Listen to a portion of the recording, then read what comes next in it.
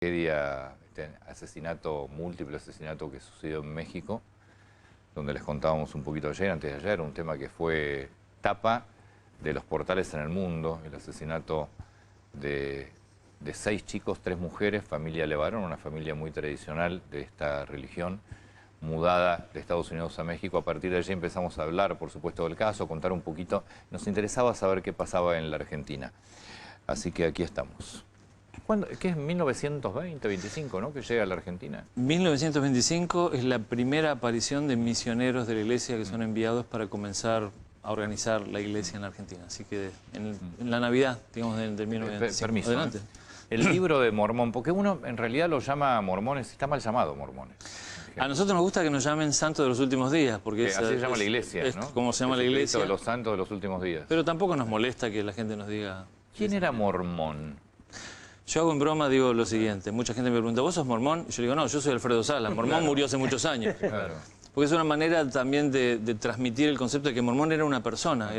Nosotros creemos que Mormón era un profeta que vivía aquí en las Américas. De hecho, el conocimiento que trae a luz el libro de Mormón es que, así como había profetas en el Antiguo Mundo, que se encuentran en el Antiguo Testamento, había profetas aquí en las Américas también. Uno de ellos se llamaba Mormón y escribió una buena parte de este registro histórico, entonces por eso lleva... Y ahí aparece Smith y ahí aparece la religión. En 1820, por ahí, sí. Correcto. Sí. Oficialmente se organiza en 1830. Sí. José Smith recibe su primera manifestación divina en 1820. Nuestra creencia es que él ve a Dios el Padre y a Jesucristo y que le dicen que tiene una obra importante para él. Y a partir de ahí él recibió otras manifestaciones, una de las cuales recibe las planchas originales con las cuales los antiguos habitantes de las Américas habían registrado la historia religiosa y política, por así, del pueblo, y se transformó en lo que hoy en día es el libro de Mormón. Sé que hay, corríjanme por supuesto, ¿no? Tienen sus 12 apóstoles y después no sé si tendrán obispos o no sé cómo son los cargos, pero ¿cuál sería su lugar en esta iglesia? En mi caso personal... Y después le preguntaba a Patricia, tengo que quiero saber. Sí. Claro. La iglesia tiene una organización, nuestra creencia es que es la misma organización que tenía la iglesia original de Jesucristo. Un profeta, ¿no? Y 12 apóstoles. A nivel local, en cada congregación hay un obispo, a diferencia de la iglesia católica donde el obispo tiene más un rol regional. El obispo para nosotros es como el cura párroco. La iglesia es obispo, arriba están los cardenales. Correcto. El obispo está a cargo de una diócesis. Para nosotros esa organización se llama una estaca y hay un presidente de estaca. O sea, después del profeta de los 12 apóstoles... Pero, por ejemplo, en Argentina hay un solo obispo. No, hay como también. 750 congregaciones y por lo tanto cada congregación tiene un obispo. La cosa interesante de la iglesia que muchos no saben, creo que es una de las pocas, yo no conozco otra, que tiene un clero, es como una contradicción, porque es un clero laico. O sea, no tenemos un clero profesional. Entonces, el obispo es un pintor, chapista, maestro de escuela, padre de familia, y dona de su tiempo para servir a la congregación, para ayudar a las viudas, a los necesitados, para ser un guía espiritual. ¿Y la mujer? Y la mujer también damos de nuestro tiempo en las distintas cosas, especialmente todo lo relacionado a las mujeres y a los niños. Tenemos también responsabilidades enseñando. Nosotros somos personas que nos gusta mucho la música, así que la música está relacionada tanto en la reunión sacramental, que es la reunión central del domingo, donde participamos de la Santa Cena y renovamos nuestros convenios. Está matizada, por decirlo así, con himnos. Entonces hay alguien que toca el piano y una persona dirige la música. ¿Viven en comunidades en algún momento, en algunas zonas, en algunos países, o cada cual, vive en su casa? Porque uno tiene una imagen también muy de película, tal vez de los 1800, pero... Sí, no, la verdad es que no somos muy atractivos porque somos personas totalmente comunes, ¿no? Uno ve a un miembro de la iglesia y es una persona común. ¿Están siempre de traje o de camisa? No, digamos, en mi caso que vengo representando a la iglesia, vengo de traje, pero nos vestimos de la manera... En el caso de las mujeres, ¿no hay vestimenta particular? No, lo que sí hacemos es, los domingos, nosotros vamos a la capilla de la mejor manera vestida. Entonces, no es tan...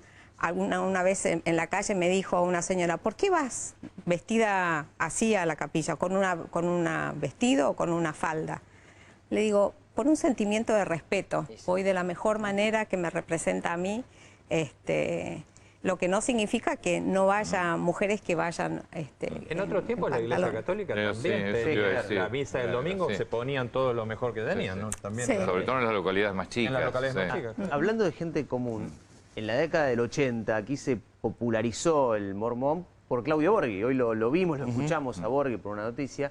Pero digo, ¿Borghi es mormón? ¿Era mormón? Porque hablando de gente común, digo, a él le gusta tomar, comer, salir. Es un tipo que muy divertido. ¿Es el perfil del mormón o es una excepción? El perfil del miembro de la iglesia tiene algunas prácticas religiosas. Por ejemplo, nos abstenemos de alcohol, de tabaco. Es una decisión... Tampoco, ¿no? ¿Cómo? Café y té tampoco. Café y té no tomamos. Pero entonces es una excepción, Borghi. Bueno, esa es, digamos, el que practica, el que se adhiere a todas las normas de la iglesia, cumple esas cosas.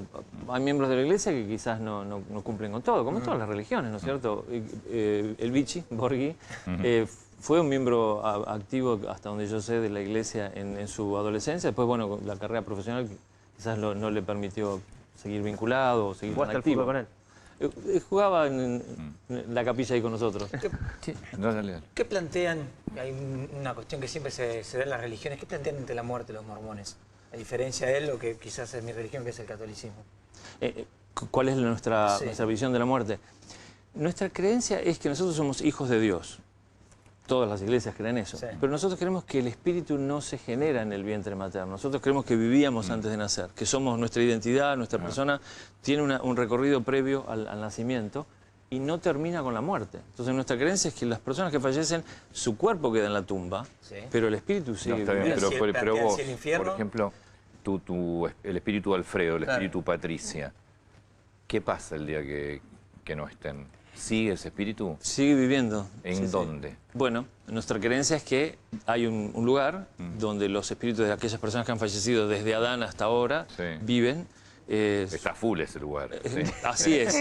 De hecho, nuestra creencia es que de la misma manera que acá se nos comparte el conocimiento de Dios y se nos enseña, ahí también hay maestros que enseñan a los Pero espíritus. no es una reencarnación entonces. No. Es decir, el espíritu va a un lugar donde es un lugar de espíritus. No importa lo que haya hecho esa persona en la tierra. En este periodo, antes del juicio final, esa persona está esperando, está en un proceso de espera hasta que venga la resurrección y hasta que venga el juicio final. ¿Existe como existe en la religión católica, por ejemplo, un purgatorio, es un paso intermedio? Acá te vas al infierno, al cielo, intermedio, si más o menos la piloteaste, vas al purgatorio y ahí ven. Nosotros creemos que una vez que la persona muere, podemos decir, la primera división del ser humano.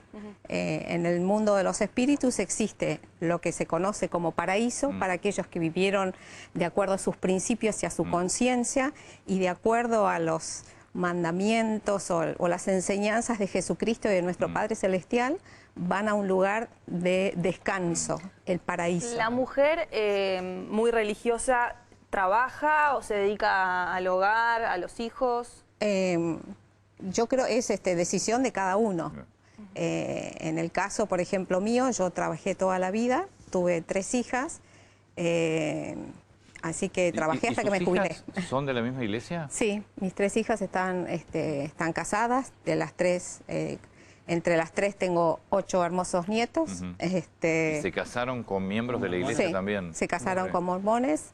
Nosotros tenemos la creencia de que el matrimonio es eterno. Para que esto sea así, se tiene que casar en el templo. Nosotros somos respetuosos de las leyes del país. O sea que acá hay monogamia. Sí, sí. Nosotros creemos en respetar las leyes del país, así que primero cumplimos con las normas del país o las leyes. Un debate y un conflicto en ese caso, sobre todo al principio. Sí, hay que entender todo, hay todo un contexto que es muy difícil comprender lo que pasó en esa época sin entenderlo.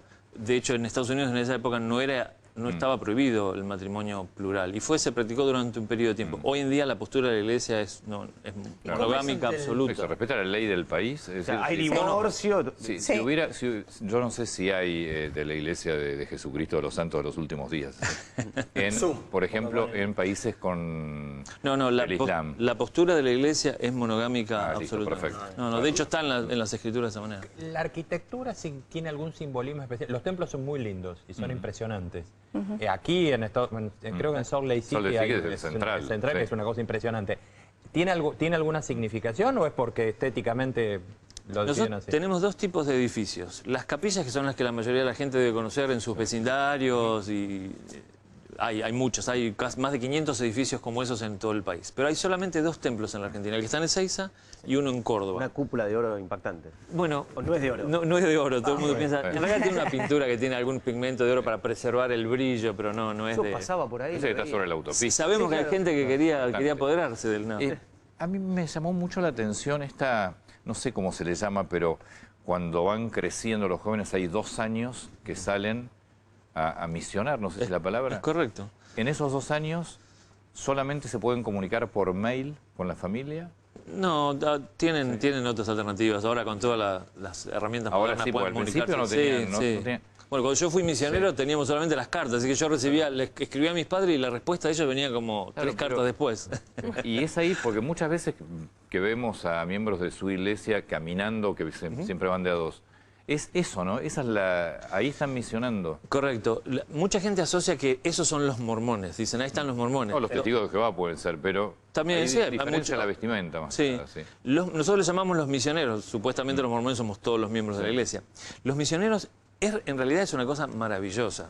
Jóvenes de 18 años deciden dejar por 2 años su vida, sus estudios, yo digo en broma, no puede tener novia, pelo largo, su novia, su moto, y por 2 años se dedican a servir a otros. ¿Están obligados o...? No, es una decisión totalmente personal. En la iglesia no se obliga a nadie, mismo los principios el cumplimiento de estas normas de salud, cada uno, digamos... ¿Y ahí se financia con fondos propios. Los jóvenes desde pequeño empiezan a ahorrar, su familia los ayuda. ¿Y ese joven se financia lo que va a hacer esos 2 años? Se costea. No es que la religión lo financia. No, bueno, a veces cuando la familia no es pudiente o el joven no puede, hay otros amigos, otros miembros de la iglesia donan para poder ayudar a esos misioneros. ¿Quién le elige el destino? El obispo, ¿no? No, nuestra creencia es que tenemos un profeta que recibe revelación. Sí. Nosotros creemos en lo que se llama el proceso de inspiración. Sí. A nivel personal yo puedo recibir inspiración para guiar mi vida, mis hijos, y también los líderes de la iglesia reciben para guiar la iglesia. Creemos que cuando el misionero aplica, manda su deseo de ser misionero, el profeta le asigna el lugar por inspiración donde Dios, creemos nosotros, y él elige. Y ha habido experiencias maravillosas, jóvenes que fueron mandados a lugares donde había familiares de ellos que ellos ni siquiera conocían y llegaron a conocer gracias a la misión. O sea, creemos que hay realmente un proceso divino en la asignación. ¿Hay una suerte de confesión? Como pasa, voy a tener el caso de la religión católica, digamos. Uno va, se confiesa con el cura. ¿Cómo es ese proceso? Nosotros renovamos los convenios, por decirlo así, del bautismo. Cuando nos bautizamos hacemos convenios de seguir a Jesucristo, cumplir con los mandamientos. Entonces, para renovar los convenios, tomamos la Santa Cena todos los domingos.